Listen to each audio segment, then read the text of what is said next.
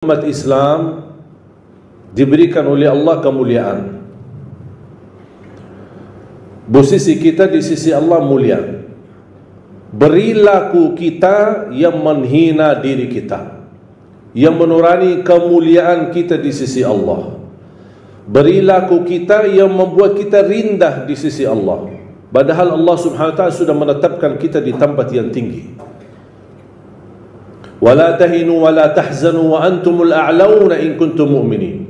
Jangan kalian menghina diri sendiri, jangan kita membuat kesedihan, karena kalian sudah ditinggikan oleh Allah Subhanahu wa taala dengan kemuliaan kalau kalian betul-betul beriman. Salah satu jaminan kemuliaan kita adalah Al-Quran. Semakin kita dekat sama Al-Quran, semakin terjaga kemuliaan kita di sisi Allah. Al-Quran sudah mulia. Innahu laqur'anun karim, sebagaimana ayat di suratul Waqiah. Innahu laqur'anun karim, sesungguhnya Al-Quran itu mulia. Saya mengambil pelajaran, kalau Al-Quran itu sendiri mulia, buat kita apa? Membaca beberapa ayat dan jumlah beberapa hadis, saya menemukan Al-Quran bukan sendiri mulia, tetapi Al-Quran menjamin dan membagikan kemuliaan bagi orang-orang yang selalu dekat sama Al-Quran. Sahabat Rasulullah SAW tidak ada hentinya membaca Al-Quran. Semestinya kita mampu mengalahkan sahabat Rasulullah dalam membaca Al-Quran.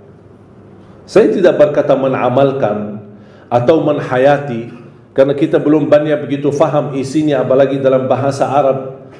Tapi paling tidak kita mampu mengalahkan mereka dalam membaca Al-Quran.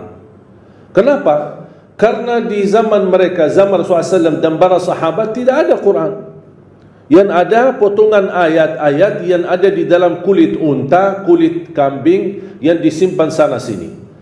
Jadi kalau ada orang mau sambungkan ayat atau kumpulkan satu surah, harus dia bisa berhubungan dengan beberapa orang lain yang bisa menemukan sahabatnya yang memiliki potongan-potongan ayat. Digabungkan, belum dijadikan satu Quran.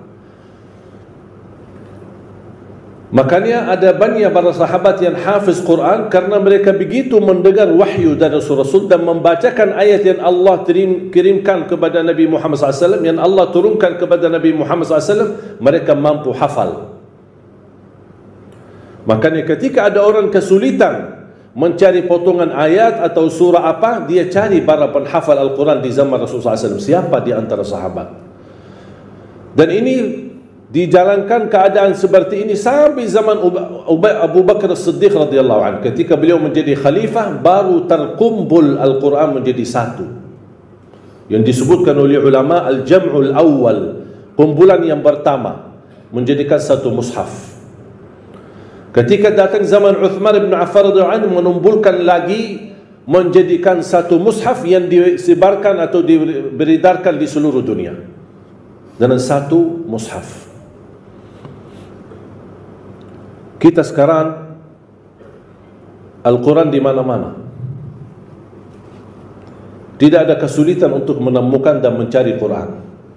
Dari segi harga, dari segi kualitas, kertas warna-warni, bahkan ada sekarang yang bertajwid, ada warna tajwid, ada asbabun nuzul, ada terjemahannya. Ada orang kesulitan barangkali ke pustakaan atau ke toko untuk beli Al-Quran, tidak usah capek. Alhamdulillah HP kita bisa download Al-Quran. Tapi sayang sekali, begitu fasilitas dan kemudahan kita mampu menjadikan Al-Quran budiman sehari-hari kita, tapi justru kita menjauh dari Al-Quran. Berapa kali kita baca Al-Quran dalam sehari? Saya pernah tes, kira-kira kalau maksimal saya khususkan waktu bersama Al-Quran, saya butuh berapa lama untuk khatam 30 juz. Di salah satu Ramadan, waktu saya di Madinah, kita selalu berlomba-lomba dengan teman-teman sekolah. Karena dulu di Madinah teman-teman sekolah, kita libur sekolah mulai dari bulan suci Ramadan. Dan kita sudah sepakat kalau pas bulan suci Ramadan libur, kita bertemu di Masjid Nabawi dan berlomba-lomba sebanyak-banyaknya khatam Al-Quran. Dan saya bersama teman dan ada juga banyak kawan-kawan yang luar biasa. Ada yang 1 kali khatam, ada yang sambil 1 hari khatam 2 kali. Saya ketika tes butuh berapa lama untuk khatam 30 juz. Saya mulai membaca Al-Quran, habis subuh sambil zuhur, saya pakai alarm, kemudian saya stop, zuhur, habis salat zuhur lanjut lagi, on timernya, sambil asar, off timer, habis asar, on timer lagi. Hasilnya habis mengkhatam 30 juz, saya melihat waktunya 10 jam. 10 jam bagi orang yang standar, bacaannya cukup bagus, mampu mengkhatam 30 juz. Sedangkan ada orang 1 bulan 30 hari tidak bisa khatam 30 juz. 30 hari. Sedangkan 10 jam cukup. Apalagi sekarang kita di bulan Rajab. Bagi ahlul Quran, sebenarnya bulan Rajab dan bulan Sya'ban itu bulan mulia. Bahkan bulan Sya'ban disebutkan bulanul Quran atau bulanul Qurra. Yang suka membaca Al-Quran, bulannya mereka itulah Sya'ban, bukan Ramadan. Kenapa? Karena dari Rajab, Sya'ban mereka sudah mempersiapkan. Jangan sampai masuk Ramadan kita malah malas membaca Al-Quran. Beda sama orang yang dari Ramadan ke Ramadan dia menunggu kesempatan. Hanya dari Ramadan ke Ramadan baru dia memperhatikan Al-Quran. Ada seorang perempuan namanya Kaila. Mungkin jamaah sekalian yang biasa nonton acara Hafiz Indonesia, seorang buta perempuan, usianya 7 tahun. Saya tanya, Kaila berapa banyak membaca Al-Quran dalam seharinya? Dia jawab 5 sampai 7 juz. Saya berkata, kok kebanyakan banget? Banyak sekali. Tak capek? Kasihan kamu. Apalagi, mohon maaf, kamu buta. Kalau kamu tak baca Al-Quran, saya yakin Allah pasti maafkan. Karena kamu diuji dan buta mata. Apa dia jawab? Dia berkata, saya malu sama Allah menjadikan buta saya alasan tidak membaca Al-Quran. Ini anak usia 7 tahun. Kira-kira alasan kita apa? Padahal kemuliaan yang kita dapat dari Al-Quran itu luar biasa. Sayang sekali kalau kita sudah memiliki di tengah kita kitab yang termulia, kitab yang tersuci, kitab yang teragung, tidak ada keraguan di dalamnya. Alif Lam Mim, dzalikal kitabu la raiba fihi hudan lil muttaqin. Dan membaca Al-Quran walaupun tidak mengerti isinya, tidak memahami maknanya, tidak apa-apa. Tetap dapat setiap satu huruf 10 kebaikan. Jadi kalau jamaah sekalian membaca, tak faham sama sekali, hanya baca saja, tetap mendapatkan setiap satu huruf 10 kebaikan. Alif Lam Mim bukan satu huruf, alif satu huruf, lam satu huruf, mim satu huruf. Satu huruf satu kebaikan dilipatkan 10 kali lipat menjadi 10 kebaikan. Rugi kita diberikan kesempatan yang mulia seperti ini. Mana ada amal atau bacaan sebuah kitab atau apa saja kita hadis pun belum tentu dapat 10 kebaikan. Hanya Al-Quran satu huruf, bukan saat satu kali baca dapat 10 kali lipat. Dia menghitungkan berhurufnya, kita mendapatkan 10 kali lipat. Sayang sekali jamaah sekalian berhari-hari lewat tidak baca Al-Quran. Sedangkan fasilitas dan kemudahan ada di tangan kita. Tak bisa baca Al-Quran karena alasannya masih buta huruf atau berbata-bata. Jangan khawatir, ada berita gembira. Di hadis yang diriwayatkan Imam Muslim, Rasulullah SAW bersabda, "Walladhi yaqra'ul Qur'ana wa yatata'ta'u fihi wa huwa 'alaihi syaq lahu ajran." Barang siapa yang membaca Al-Quran dan dia mendapatkan kesusahan sambil berbata-bata dalam bacaannya, Apa dapatnya? Apakah dosa karena berbata-bata? Kesulitan dalam membaca, apakah itu dosa? Kata Rasulullah SAW, tidak, itu 2 pahala. Falahu ajran. 1 pahala karena dia mau membaca, 1 lagi karena kesusahan dan kesulitan yang dia hadapi saat membaca. Mohon maaf, tidak bisa baca sama sekali, alhamdulillah masih bisa simak, dengar. Sambil naik motor, sambil kita menjalani tugas di kantor, atau kita kemana saja pergi, alhamdulillah sekarang fasilitas mudah. Dengan HP kita bisa kita dengar murattal, sambil kita khatam 30 juz, walaupun tidak mengerti isinya, mendapatkan keberkahan. 1 ayat kalau kita jaga setiap habis salat fardu dan ketika mau tidur, sebagaimana bersabda Rasulullah SAW, man qara'a ayat al-kursi dubura kulli salatin laysa bainahu wa bainal jannati illa yamut.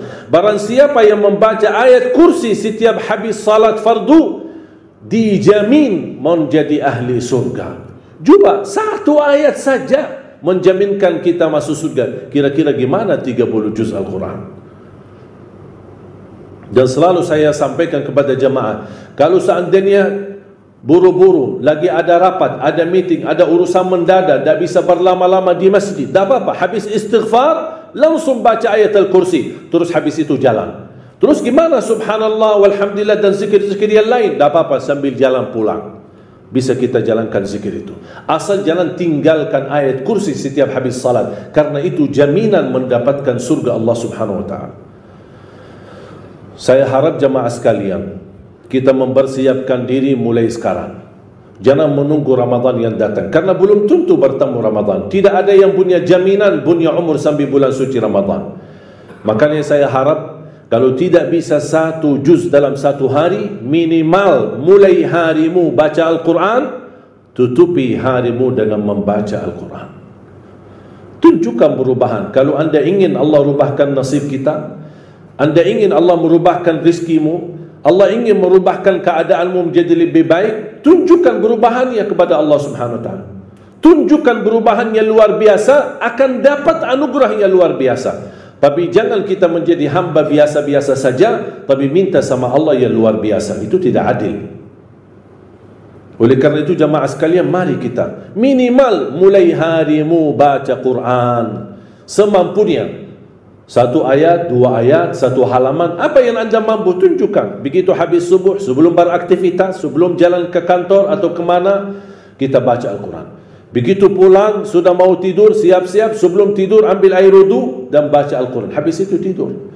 Semoga di antara kita memulai hari kita baca Quran, tutupi hari kita baca Al-Quran, semoga di antaranya kita mendapatkan keberkahan oleh Allah Subhanahu wa ta'ala. Berkah terjamin. Saya belajar dari ibu saya, setiap hari tidak pernah lewat pasti khatam suratul Baqarah. Setiap hari.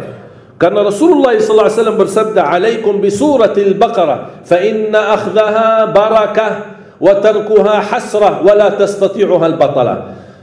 Ambillah suratul Baqarah, jagalah suratul Baqarah. Barang siapa yang membawa suratul Baqarah, sesungguhnya dia telah membawa keberkahan. Dan barang siapa yang meninggalkan suratul Baqarah, kata Rasulullah SAW, akan menyesal. Kira-kira mau mendapatkan keberkahan atau membawa penyesalan? Kalau kita merasa diri gagal menjadi ahlul Quran atau penghafal Al-Quran, mohon dengan sangat, jangan gagalkan anakmu menjadi penghafal Al-Quran.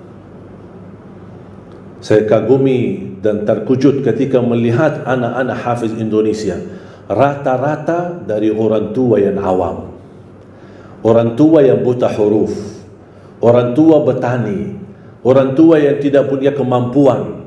Bahkan ada orang tua yang tidak pernah belajar sama sekali Al-Quran, tapi begitu dia memperjuangkan, sampai ada seorang ibu berkata, sudah, hentikan buta huruf lagi. Di masa kami cukup banyak orang buta huruf, kami tidak mau di generasi-generasi anak-anak kami masih ada yang buta huruf. Kalau anda gagal menjadi penghafal Al-Quran, mohon jangan gagalkan anakmu. Kalau itu pun anakmu tidak berhasil menjadi penghafal Al-Quran, jangan gagalkan hartamu untuk mendukung dan membantu program Al-Quran dimanapun. Supaya apa? Datang di hari kiamat kita berkata, ya Allah, mohon maaf, saya tidak bisa menghafal Al-Quran. Anakku pun tidak mampu menghafal Al-Quran. Ya Allah, jadikan hartaku, sedekah, zakat, infakku menjadi saksi baik untuk program Al-Quran. Mudah-mudahan kita mendapatkan orang-orang yang menilai atau mendapatkan syafaatnya Al-Quran di hari kiamat. Saya ingatkan hadis Uthman bin Affan radhiyallahu anhu yang diriwayatkan Imam Bukhari. Khairukum man ta'allama al-Qur'ana wa 'allama. Sebaik-baik antara kalian yang mempelajari Al-Quran dan mengajarnya. Ini dapat hadiah besar dari Rasulullah. Kalian sebaik-baik orang. Syaratnya apa? Mempelajari Al-Quran. Di hadis yang diriwayatkan Imam Muslim, Iqra'ul Qur'ana fa innahu ya'ti yawmal qiyamati syafi'an li ashabi. Bacalah Al-Quran. Sesungguhnya Al-Quran menjaminkan syafaat bagimu. Siapa yang berkenan menjadi teman sama Al-Quran? Kita tidak tahu berapa sisa umur kita. Mari kita sama-sama menjadikan sisa umur kita berteman sama Al-Quran. Lagi pusing, lagi menghadapi masalah, coba buka Al-Quran. Wallahi bakal adem, enak, sejuk hati kita. Ini kalamullah, bukan kalam manusia. Masa kita tersentuh hati kita dengan kata-kata manusia yang indah, kata-kata manusia yang menyentuh hati, tapi ucapan Allah, kalamullah tidak pernah menyentuh hati kita. Sedangkan kalau Allah turunkan Al-Quran di atas gunung-gunung, bisa hancur menjadi pasir. Mari kita sama-sama memperhatikan Al-Quran. Jangan menunggu bulan suci Ramadan. Mulai hari ini, sedikit demi sedikit, walaupun kita tidak mampu khatam di bulan Rajab, tidak mampu khatam di bulan Sya'ban, tapi karena sudah terbiasa 2 bulan ini, kita terus berdekatan sama Al-Quran. InsyaAllah begitu tiba bulan Ramadan, kita sudah mudah untuk mengkhatam Al-Quran, bukan hanya 1 kali, tapi insyaAllah berkali-kali. Imam Syafi'i radhiyallahu anhu wa rahimahullah, dalam setiap bulan suci Ramadan khatam 60 kali. Saya membayangkan 60 kali. Kalau standar 10 jam, berarti 20 jam Imam Syafi'i membaca Al-Quran. Sisanya berapa? 4 jam sehari. Jangan berikan sisa waktumu untuk Al-Quran. Jangan bilang saya belum ada waktu. InsyaAllah kalau ada sisa waktu saya akan baca Al-Quran. Tapi saya harap jadikan Al-Quran adalah yang terutama dalam sehari-harimu, bukan yang tersisa dalam seharimu. Semoga kita semua yang hadir dimuliakan dan dijadikan oleh Allah ahlul Quran dunia dan akhirat. Barakallahu li wa lakum fil Qur'anil azim wa nafa'ni wa iyyakum bima fihi min al-ayati wa dhikril hakim. Aqulu qawli hadha wa astaghfirullah li wa lakum wa li sa'iril muslimina wal muslimat min kulli dhanbin wa khati'ah fastaghfiruhu innahu huwal